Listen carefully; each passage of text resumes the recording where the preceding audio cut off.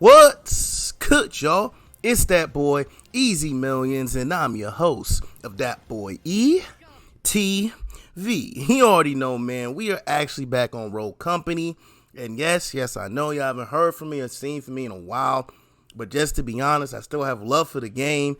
Just haven't been playing it, man. Just have other things to play, and when I do try to get on and play, it's just not a fun experience, man. But we did get a new update, so I will be on over this weekend. So let's go over these patches, man. First, we got the new LTM Bounce House. This weekend only, mode features Rogue Company in a more arcadey-less, punishing light.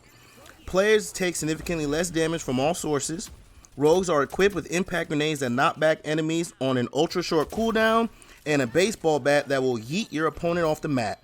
This map features King of the Hill on rooftops. Unique abilities and other weapons are disabled in this game mode. For the launch of the update, Bounce House will be live during the initial week. Good luck staying on point, man. So, what do I think about this new limited time mode Bounce House? It sounds like it'll be fun.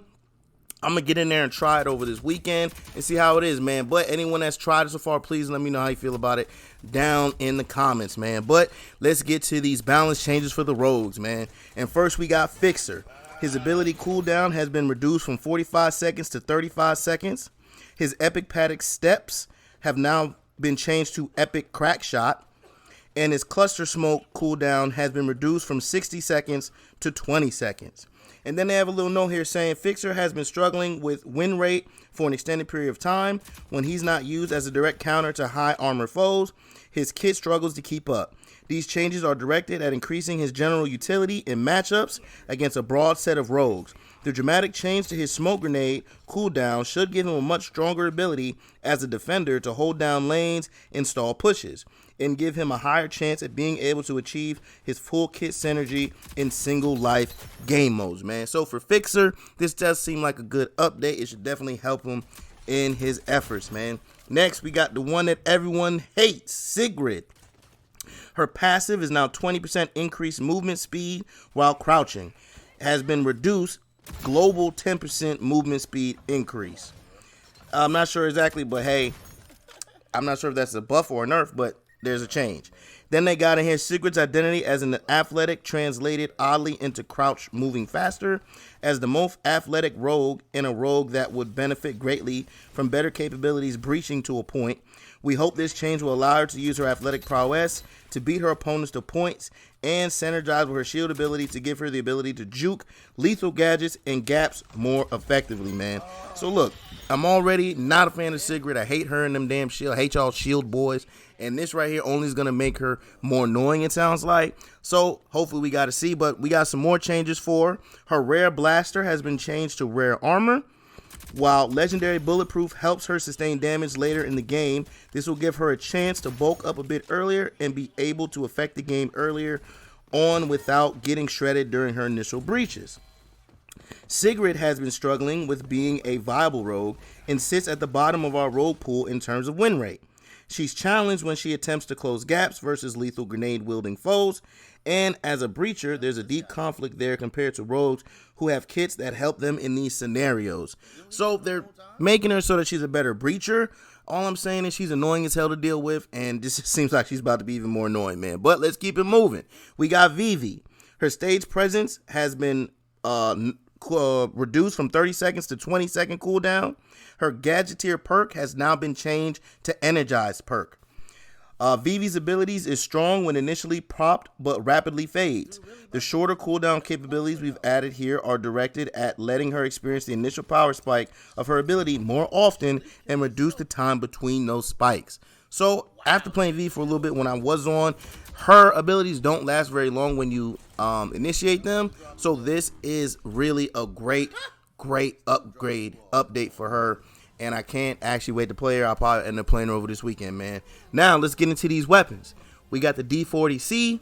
It had its fire rate changed from 600 to 670 RPM. So it actually got a buff. And then they said we previously reduced the fire rate from 750 to 600. This partially revert should help it be more in a competitive state. So the D40C should come back more into the meta, even though I still think it was pretty good. It wasn't as good as it was, but I still think it was pretty good, man. But this update should definitely help it come back. We have the tire, the TYR. Not really sure how to say that, but the TYR. The base accuracy has been increased from 0.7 to 0.9. The TYR falls short in almost all metrics when compared to the LR15 full body, but changing its hip fire accuracy to allow for close range and some mid-range flexibility, it should have more utility than its counterpart to compete effectively during close and mid-range combat. Under 15 meters, players should expect to be able to land hip fire shots, and above 15 meters, it should be rare to hit one. So this was a good buff for this gun. It does allow you to be a little bit more mobile and allow it to be a little bit more flexible in close range encounters. So that should be good. Anyone that uses a weapon, let me know down in the comments how it is, man. Let's move on to the Devotion. The Devotion's headshot damage has been increased from 80 to 86, and its body shot damage has been increased from 47 to 49. The Devotion struggles compared to peers in the DMR category. This is at a first attempt at bringing up its viability. We will be monitoring the effects of this change and looking to continue to buff it if it remains a less viable option. Now, personally, I love the Devotion, and it hit pretty hard already, so I don't see why we needed it to hit harder. But hey, let's see how the change affects us. Now we got the S12 Tactical. The initial fall-off range of 8 meters to 15 meters with a 0.7 base damage has now been increased to a 0.8 base damage.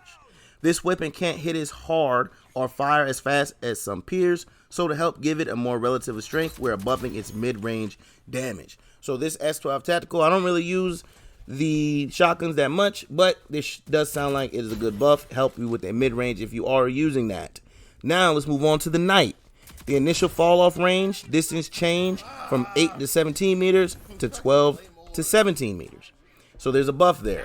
The initial fall-off range of 0.9 base damage has been reduced to 0.75 base damage.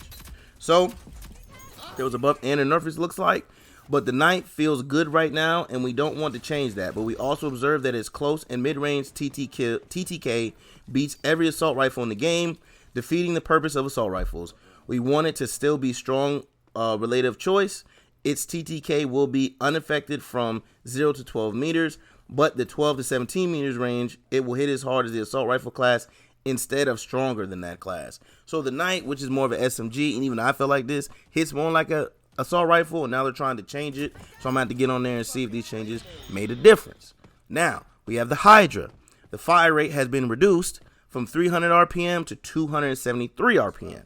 And they write the Hydra is by far the dominant assault rifle in the game, and this change should bring it more in line with its peers. So they're just trying to make sure that the Hydra isn't just leagues above all the rest of the assault rifles, which is cool, man. And finally, we got fixed issues. They have updated the anti-cheat engine. They added some fixes that have reduced the frequency of player names not loading. They fixed the issue with VV skin using trench voice lines. They fixed the issue with Scorch's passive not applying fire damage for contracts.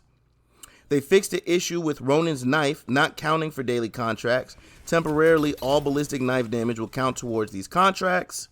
And the last but not least, VV's overheal does not qualify as heals for her daily contract. Players healed by her ability must be at less than full HP to count towards the contract. From player feedback on the difficulty of this contract, we have lowered the requirement heals from 50, 75, and 100 to 20, 30, and 40, man. So those are the patch notes for the patch that just went out, the bounce house patch. And like I said, so far, me personally, I think the D40C is going to come back into the meta. The Knight looks like it's being more in line with everything else, and Sigrid is about to get even more fucking annoying than she already is. But hey, it is what it is. I'm gonna be on there this weekend, Rogue, so hopefully we get to match up with each other. But as always, please like, comment, subscribe, follow, share, become a supporter, and catch me streaming on Facebook Gaming and Twitch at that boy ETV.